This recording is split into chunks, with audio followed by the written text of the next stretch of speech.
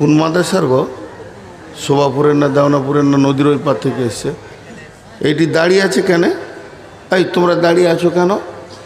ওই দাঁড়িয়ে আছো কেন তোমরা? আজীব ব্যাপার, লজ্জাও নাই কিছু নেই। আপনাদের বিরক্ত লাগছে নাকি? তিনজন বললে খালি, এরা মুখ খুলে না কেন? এদের মেয়েগুলিই ভালো, চোপার জোর খুব আছে, তাহলে 1 মিনিট বন্ধ হয়নি। এতগুলি লোক মুখ খুলছেন, আপনাদের বিরক্ত লাগছে? তাহলে একটা বিষয়ের উপরে কথা বলছি তো 3টে উদাহরণ দেবো। 3টে।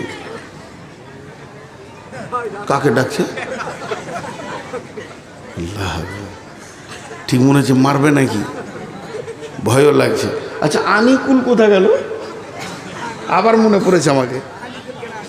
হ্যাঁ দেখে দেন না, দেখে দেন, ডাকেন ডাকেন একবার। এই আনিকুল বাবু একবার এসো, শোনার দরকার আছে তোমাকে, একটা জিনিস আনতে বলবো। আমি অন্য কাউকে বলছি না, ভালোবাসছি তো, আসছো না। আনিকুল তুমি তো শব্দ শুনতে পাচ্ছ না, এসো কোথায় আছো?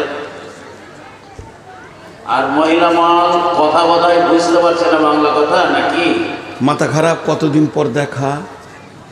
মহিলা মহলে মা বোনদের কাছে আবেদন রাখছি যে হয়তো বক্তার বাংলা কথা বুঝতে পারা যাচ্ছে না নাকি, এত আওয়াজ আসছে এখানে যে বিদ্যুটে আওয়াজ আসছে। বাস চুপ হয়ে গেল। আপনি রাখেন, ও জিনিসটাই এরকম। আমাকে বাংলাদেশে এক স্কুলের মাস্টার আমার কানে এসে বলছে, হুজুর মেয়েগুলোকে চুপ করিয়ে দেন তো। তা বললাম মাথা খারাপ, আমার নিজের বই চুপ থাকে না, ফের লোকের বউকে চুপ করাবো। আমার বউকে যদি চুপ হতে বলি তো 20টা বলে। তো যাকে আমি ভালোবাসি, খাওয়াই, কাপড় দিই, চিকিৎসা ওষুধ দিই, সেই আমার কথা শুনে না, লোকের বউ শুনবে। ওই জন্য আর মেয়েদেরকে চুপ করতে বলি না। হ্যাঁ, আল্লাহ ভালো জানে যে ও যে চিল্লাইছে, যে মেয়েটা, ওর স্বামীকে যদি পেতাম তো 2টো জিলাপি খাওয়াইতাম। গরিব মানুষ, বেশি পারবো না, 2টো জিলাপি খাওয়াইতাম। বলে কেন? আমি 10 মিনিট ওকে সহ্য করতে পারছি না। ও আছে কি করে ওকে নিয়ে? হ্যাঁ, সংসার করছে কি করে ওইরকম মেয়েকে নিয়ে? আল্লাহ আকবার, কি যে আজাবে আছে ওই জানে, কাউকে বলতে পারছে না, চিল্লা চিল্লি মেয়ে। তো উদাহরণগুলো মন দিয়ে শোনেন। এই যে ইটের ভাটা, এবার ইট যে বানাবে, ও সকালে একটা বালতি আর কোদাল নিয়ে মাটির কাছে চলে গেছে।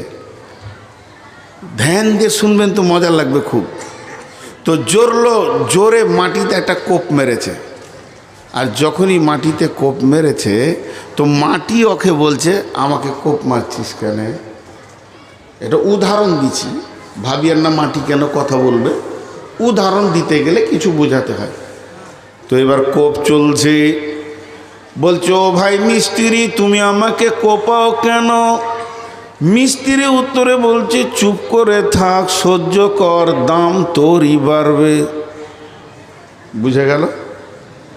কোপ খেলো, খানিক বালু ছিটিয়ে দিল, তারপরে 2 বালতি পানি ছিটিয়ে দিয়ে লাত মারতে শুরু করেছে। লাত মারলে দাম বাড়ে না কমে?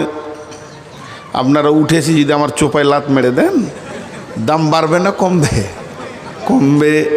কিন্তু যখন লাত মারতে শুরু করেছে, সঙ্গে সঙ্গে মাটি বলছে, বন্ধু তোমার কি গরু চুরি করেছিলাম নাকি?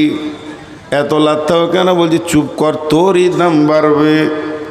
লাত খেলো, এরপরে রোদে শুকাতে দিল। যখন শুকিয়ে টনটনে হয়ে গেছে, তখন বলছে, বন্ধু পানি দাও সামান্য। বলে চলবে না, নষ্ট হয়ে যাবে। রোজাদারের অবস্থা তাই। এখন তোমাকে আমি বানাচ্ছি, আর এই অবস্থায় তুমি পানি চাইছো, চলবে না। এবার ভাটি শুরু হলো। পাশে যখন কয়লায়